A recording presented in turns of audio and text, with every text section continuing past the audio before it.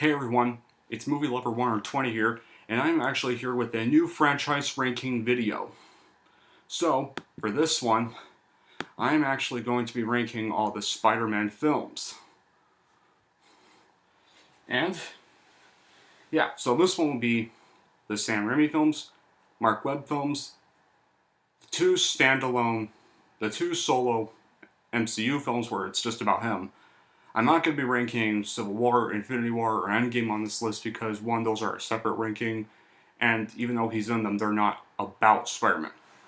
So, anyway, let's get this started with the film that started it all, Spider-Man, 2002.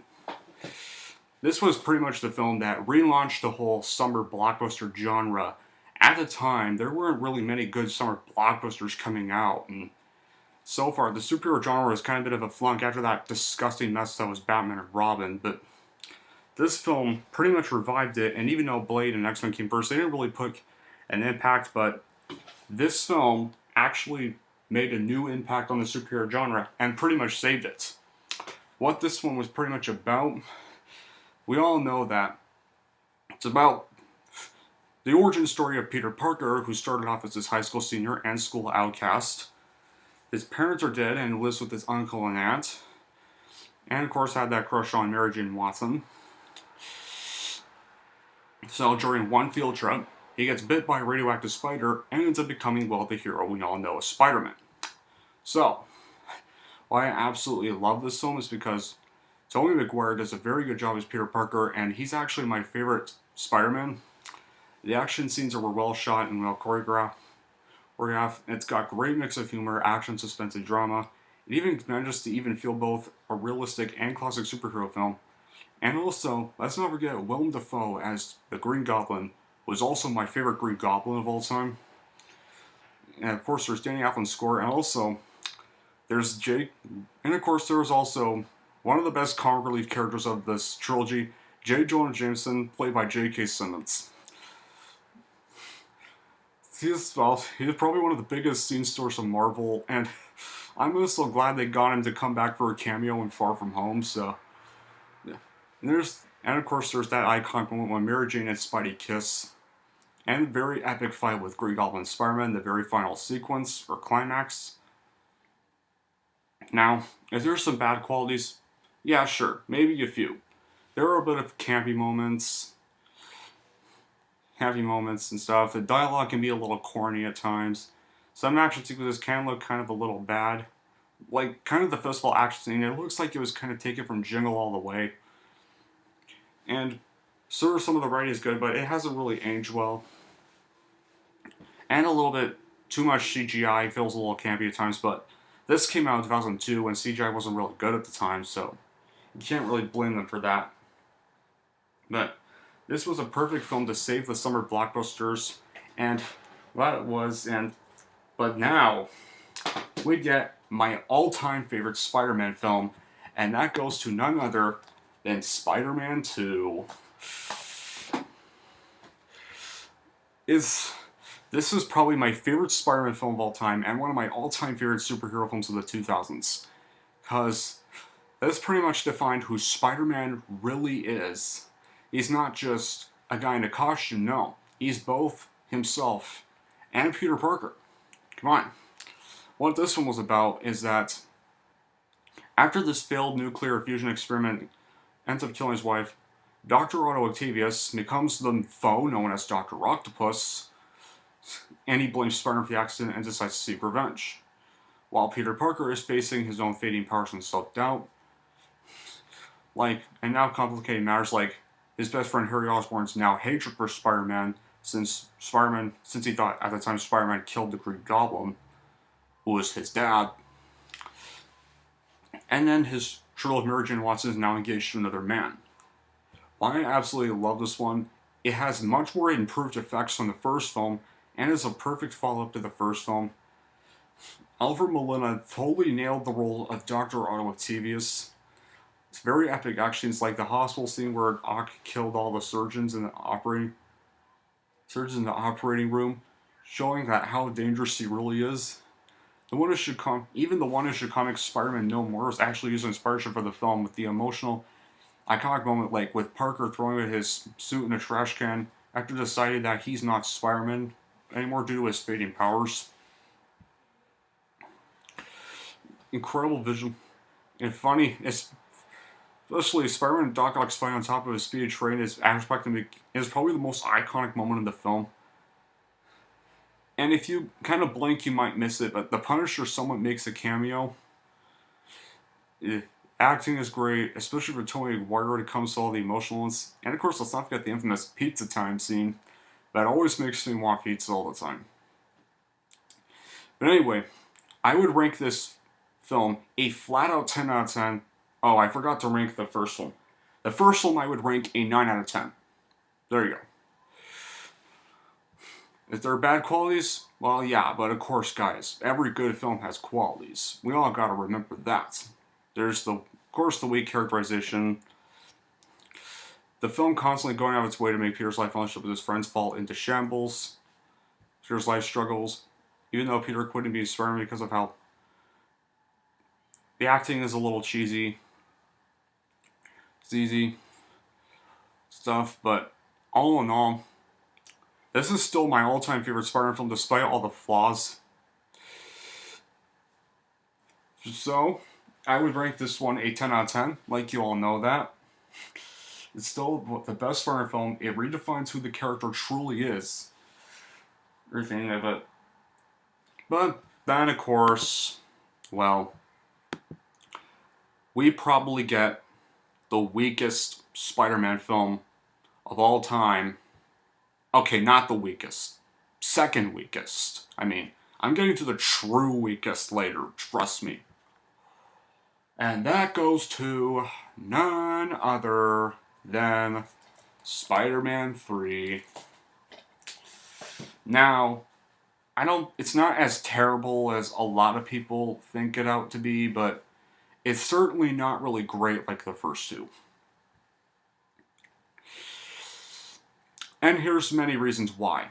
One, the whole film is literally overstuffed with too many different plot lines taking place. Too many scenes drag on, especially with Emo Parker as well. And Peter becomes this arrogant jerk after being infected with symbiote. Well, and we all know he becomes the infamous Bully Maguire meme, or Emo Parker, wherever you want to call him. Even the previous film plot of Peter trying to balance his life is literally not even addressed. This one to how he even balances life. Literally, and his daily schedule is the exact same as the schedule from the previous film. Literally just made Spider-Man 2's plot completely meaningless. Thanks to this. The betrayal of Harry, and even Harry's betrayal towards Peter's side, he could follow his father's footsteps, as blame Peter for his father's death. And, oh God. And don't you dare get me started on that infamous scene where Peter dances. That scene does not fit in the film at all. That is the most cringeworthy scene in the film. I even did a try not to cringe challenge if you want to check that out to that part. And even could get a bit flat, like the dance scene in the nightclub when Peter hit Mary Jane in the face, which was, well, an accident. Of course, we all know that. And, oh yeah, and also, casting Topher Grace as Venom was a very pitiful mistake. He bared no resemblance to this comic counterpart, and even, he was not even worthy of Venom. Like, you don't say, like, Venom does not say I, he says we. E. And plus, they don't even show Venom's actual face, they just keep peeling off to make it look Eddie's face, which, because, well, Sam Raimi didn't even want to put Venom in the film. There's too much normal Spider-Man and not even enough Black Spider-Man, which they were supposed to make the highlight of the film. And just, yeah. And there's, well, yeah, anyway, but we were even supposed to have a fourth film, but thanks to all the studio interference, pretty much killed this film. So yeah, we never got to see the fourth one. Now, are there good qualities? Well, yeah, of course, there's a few. There are some kind of funny moments every now and then. And the action scenes and effects are still decent. Salmon does have a good backstory, I will say that, and Harry's death actually is kind of a good send-off to the character after he finally redeems himself after the first two films. And still some cameos from Stanley and Bruce Campbell. And Christopher Young's score is still pretty passable. With tons of suspense, darker, almost like horror-style music, making almost the darkest Spider movie to date. While he is technically while Salmon is kind of forced, he actually is a pretty decent villain, and honestly, him and Harry should have been the only two villains of the film, and not throwing Venom at the last second. But, so all in all, how would I rank this film? Well, I'll give it a 6.5 out of 10. It's weakest of the Sam Raimi trilogy, but it's not necessarily terrible. Now, these next two I don't own, but I'm going to talk about them anyway because I do well remember them.